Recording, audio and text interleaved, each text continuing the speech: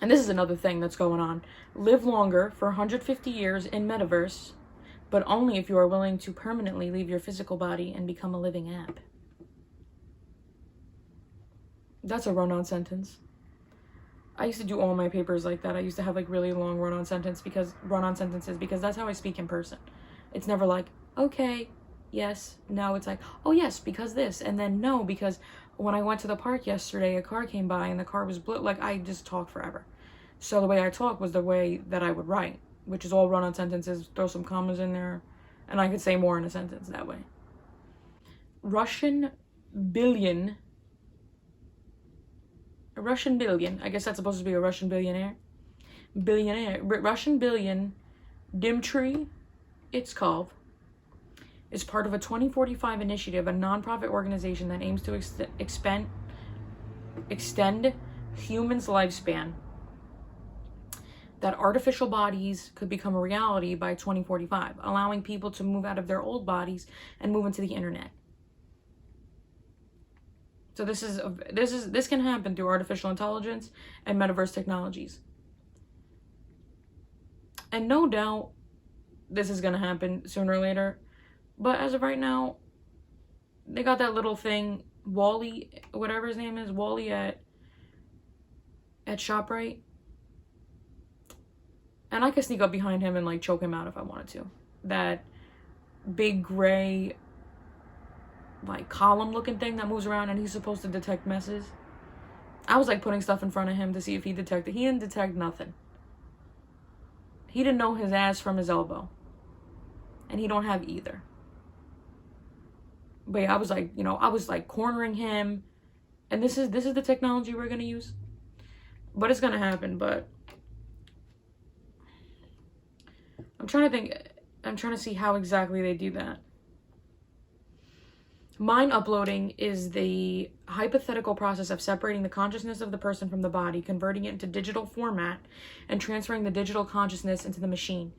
It would be through different steps such as mind copying, mind transfer, mind preservation, and whole brain emulation. The very first step in the process is to get information from the brain, which has more than 125 trillion synapses in the cerebral cortex alone. Some suggest it would be necessary to dissect the brain first for the information to be completely replicated. But mind uploading advocates a non-invasive brain procedure that can provide sufficient solutions for copying the information in the brain without killing the person. So this is saying that they would have to do this while you're alive, I'm guessing. Because it's saying it won't kill you.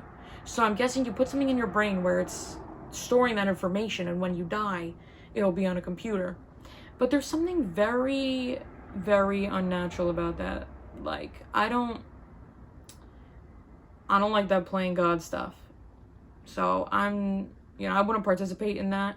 There is something really special though about, saving memories or being able to, like, I was thinking, like, I wish I could have done like podcasts with my grandfather who passed, because just to like have his voice and to hear his stories again would be awesome. So stuff like that I think is great, but to like try to copy somebody's mind, I feel like that's, first of all, the procedure, they say it's non-invasive, but that's, I feel like, physically, mentally, spiritually invasive. Like, what is it, taking your thoughts or things that you're saying or do? I don't know what this really means, honestly. So I'm sorry if you were coming here to try to get some information that's on this, because I gave you none. Oh. So the second step involves a reconstruction of the artificial brain, a rough estimate published in Scientific American, blah, blah, blah. It can reach up to 2.5 petabytes.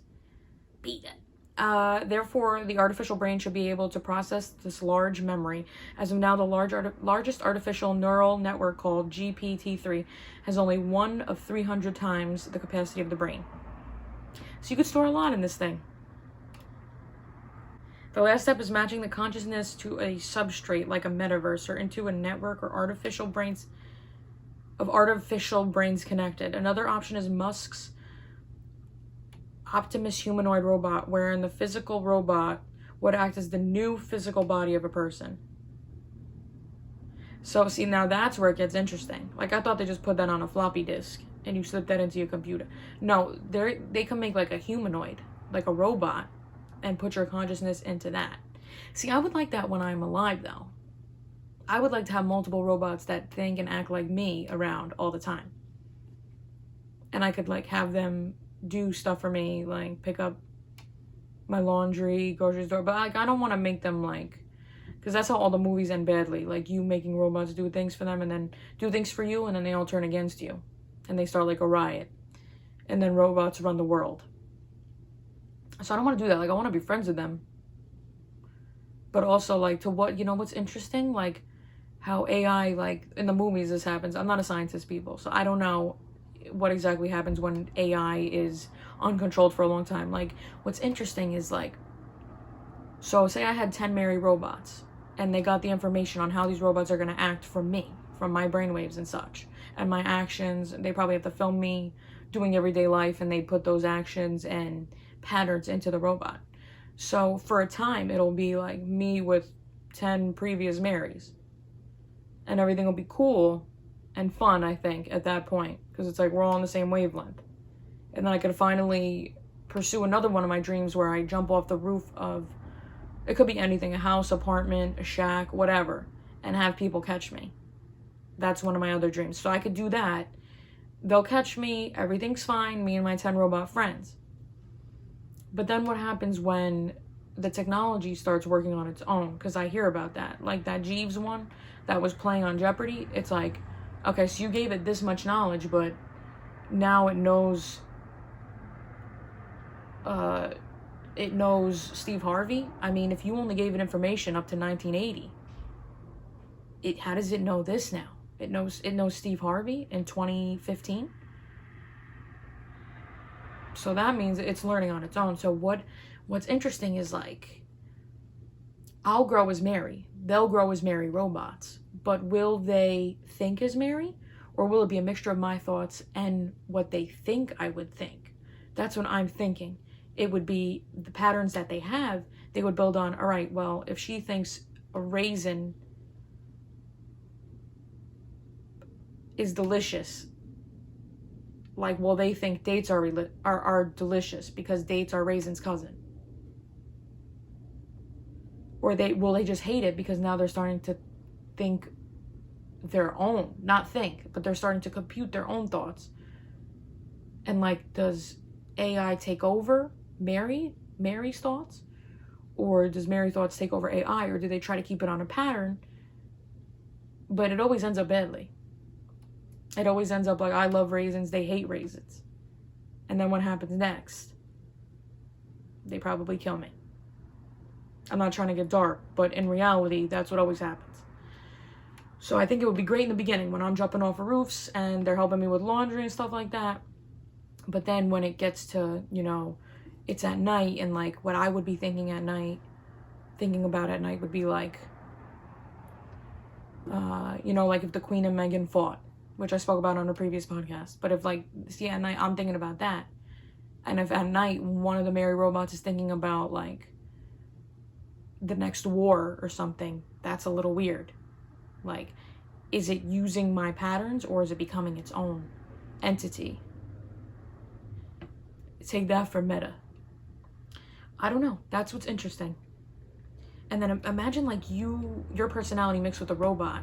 Like, what's going to happen then? If it's not completely you, it's always going to be competing with the AI. So what is it going to think and what is it going to do? I would like to test it, but not really. Because if things get bad, I don't want to be the recipient of it, but I would like to know what happens. Like, I would like to ponder my thoughts on that. And in my mind, see what that situation would be. But in real life, no. Because I could see that ending badly. I'm going to wake up one night and the robot's going to be like, you know, staring at me and, do you want to play now? No.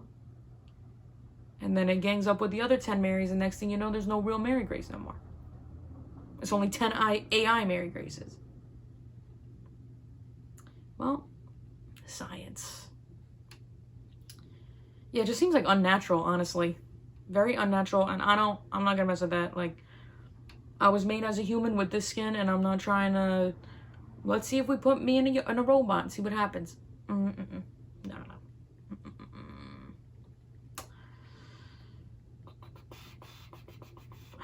I shouldn't be doing that because it's gonna come up weird on the Despacito.